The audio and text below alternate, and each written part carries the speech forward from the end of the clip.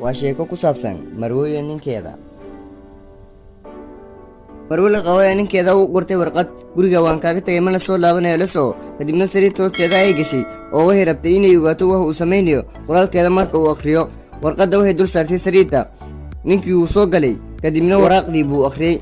kadibna qalan buu soo baxsaday, wuxuuna dhanka kale ku qoray qoraalo jawaab u ah qoraalkii haaskiisa. Dharkii ayuu iska bedelay asigoo heesaya oo aysan ka qasnayn. Taleefan ayuu soo baxsaday oo wuu hadlay. haye hayaati, hadda ayaan dhar xidhinayaa, waana soo baxayaa. alla islaantaydii maanta guriga waalidkeeda ayay aaday, mana soo laabanayso, alle naguma soo celiyo.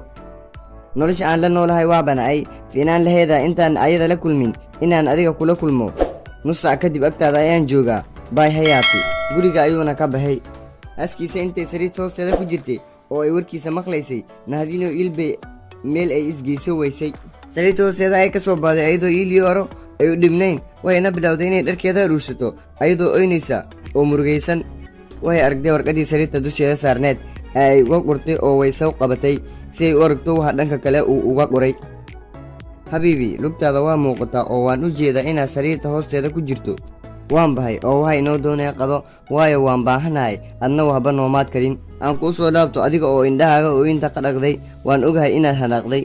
hadduu ka nihin lahaa oo dhihi lahaa naasooba waan kuu jeedaaye, wuu ka hishoosin lahaa haaskiisa oo howlgalka ay ku samaynayso wuu ka halaabi lahaa. intuu howlgalkeeda watay buu iska daayay, sheeko been ah u jilay, kadibna ka fariyey warqad u reebay, qadadayna doonay. maseerka waa jecel, qofka aan ku jeclayn waa qofka aan ku masayrin. dulqaadka iyo naxariista waa jecel, qofkii aanan qallaadkaada u dulqaadan karin kuna naxariisan karin kuma jecla. labada qof intay sidaas isku fahansan yihiin, weligooda heerkooda ma li'eyo oo waa sii hoogaysanayaa. maxaa kaaga bahay sheekadan? hoose nooga reeb aragtidaada.